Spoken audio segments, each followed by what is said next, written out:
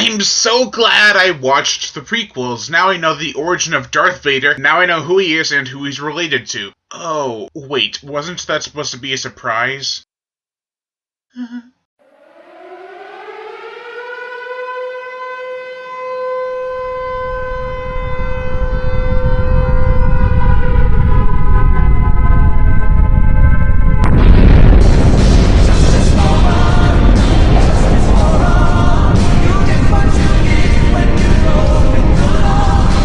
Star Wars Episode 5, The Empire Strikes Back. Also, the real title to this is The Empire Strikes Back. Also, don't worry, The Empire Strikes Back is the one that told me who Darth Vader was related to. So don't worry, that sacred act of finding out who he's related to is still strong in my family. The plot. It is basically a coming-of-age story for Luke Skywalker. It also has to do with Darth Vader being a prick and trying to get Luke to come to him. It is also about leaving the audience on a cliffhanger until the next movie. Wait, could that count as a fault? No, it's more epic than that. So many things are revealed in this movie, however, so many questions still remain. Darth Vader proves he's a force to be reckoned with once again. Luke is unfortunately back to being the whiner like he was in the beginning of Episode 4. He doesn't take a lot of things that Yoda says seriously. Oh, who is Yoda, you may ask? He's the Jedi Master. There, that about sums up his character as opposed to where he fits in this movie. But there is more to him. He is very wise. When I first saw him acting all old and annoying, I figured he had just gone crazy from living in the swamp for years and years and years and years. But no, he's testing Luke to see his patience and ability to become a Jedi. The whole movie is basically a test for Luke Skywalker. Now I have to talk about this scene because it is so famous. I doubt you haven't heard this before, but Darth Vader is Luke's father. Now this works because Darth is completely opposite of Luke when it comes to Jediism. However, Luke and Anakin are not that different when it comes to complaining and whining. I winced there!